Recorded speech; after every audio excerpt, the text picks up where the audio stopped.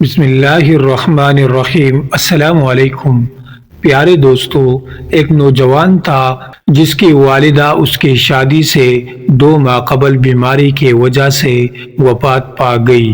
اس نے اپنی شادی کی تاریخ 1 سال کے لیے مؤخر کر دی۔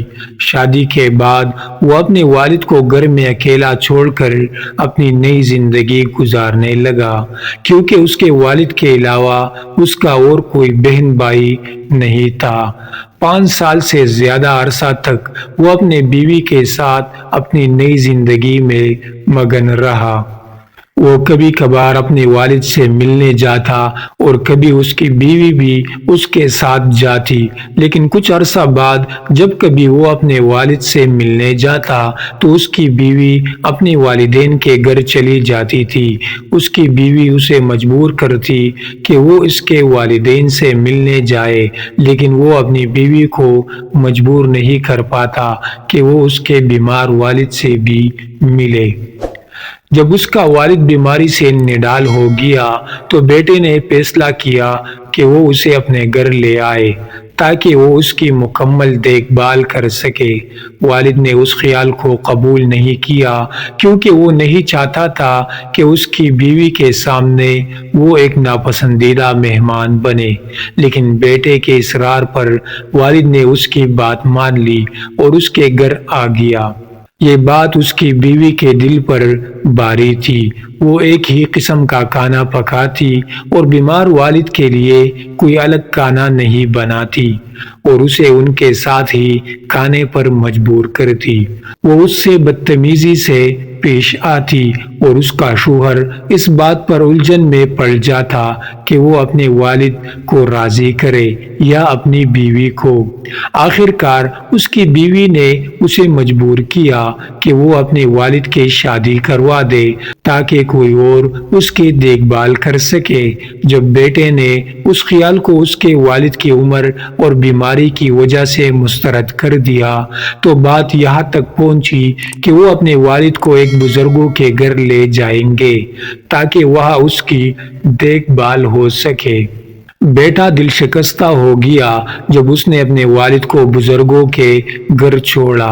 1 ہفتے بعد اس نے اپنے والد سے ملنے کا فیصلہ کیا، لیکن وہاں پہنچ کر اس نے پایا کہ اس کا والد شدید ذہنی افسردگی کی وجہ سے وفات پا چکا ہے۔ اس نے اپنے بیٹے کے لیے ایک خط چھوڑا تھا جس میں لکھا تھا، میرے پیارے بیٹے، میں نے تمہیں اپنے آپ سے زیادہ محبت کی ہے۔ میری زندگی کے سب سے خوشگوار لمحات وہ تھے جب میں اپنے کام سے واپس آتا اور تمہارے لیے وہ کھلونا ٹرین یا مٹھائیاں لاتا جو تمہیں پسند تھی۔